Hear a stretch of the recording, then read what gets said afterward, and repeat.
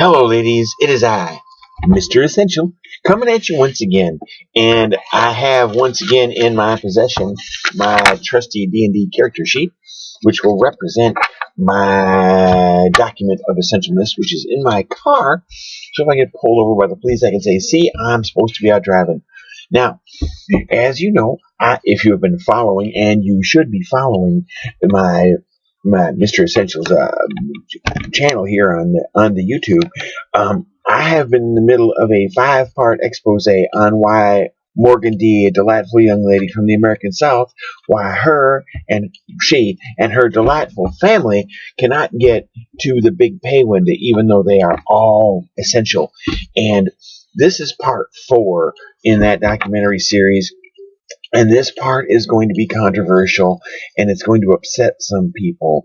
But one of the things that is holding wages down, that is preventing people like Morgan D and her serviceman husband and her very essential father and her aunts and uncles who are also essential in the labor market from getting to the big pay window, is that wages are being pulled down from the bottom.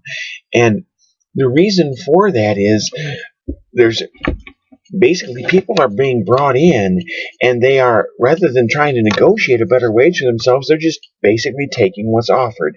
And there's 2 classes of these people, and I've got to use some note cards here because I've got a lot to cover.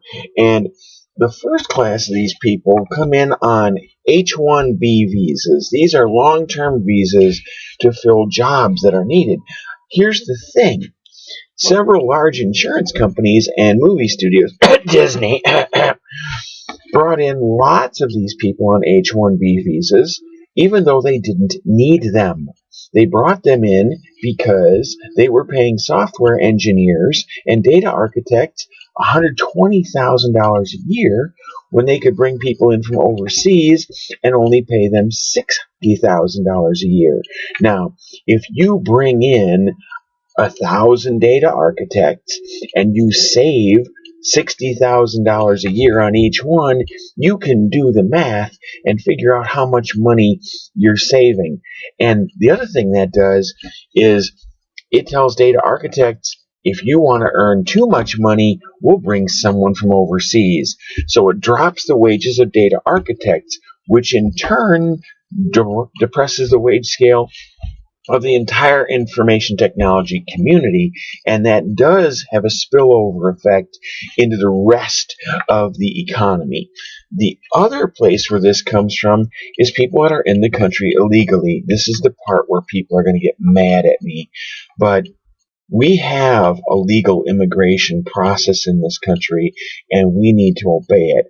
And people that come here illegally, if once they're caught, they should be sent back because that's the law. And employers that hire them there are provisions to send them to prison if need be.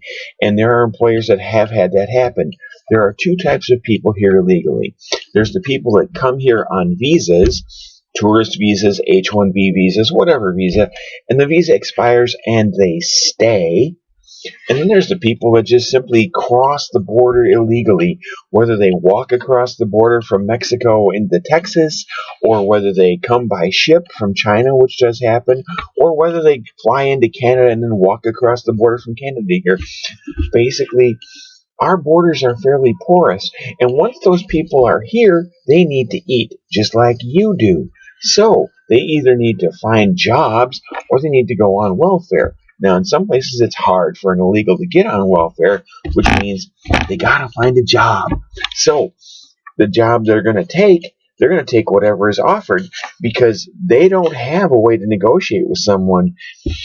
If someone says, I want you to do this job and I'll pay you $8.50 an hour, they can't say, well, I want $14 an hour, because the person will say, I'll just turn you into immigration.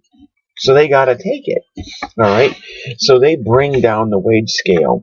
When you hear the mendacious sloganeers say, illegal immigrants do the jobs Americans don't want to do, that's an incomplete sentence.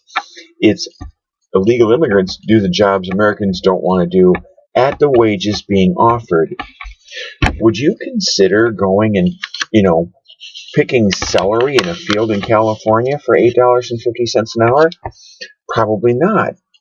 But you might consider it for $28.50 an hour or $48.50 an hour. They depress the wage scale. And because they're depressing the wage scale there, it drags down the wage scale of everyone above them because it increases the size of the labor pool. All you have to do is think this through, and you'll realize if you have a large pool of unskilled labor at the bottom, it drags down the wages of everybody above them. It's not that hard to figure out. Anyway, that's why the wages are being pulled down from the bottom. Now, in the previous installments, I covered some background material. I talked about the mendacious sloganeers. I talked about the people pressing wages down from the top. And by the way, these people who are here illegally, the people that are pressing wages down from the top, they use them, and the sloganeers help them do it. So anyway, that's my rant for today. Not really ranting, I'm just explaining, look, these people would come here illegally. I understand they're trying to improve their lives, but there's a legal way to do it. And if the situation in your home country is bad, why aren't you working to change it? Anyway, that's enough for today. Get some sunshine, get some vitamin D, eat a good diet, get your yoga in, orange juice, vitamin C, quinine. Hold off the coronavirus as long as you can. Ladies, you know how to get a hold of me. Drop me an email through themressential@gmail.com. And I'm going to do a little dance here for the last few seconds, because that way I can put in those little, things to say where to subscribe and how to email me and all that, and not cover up any important content. All right. Later. Bye. Click the button, John. There it is.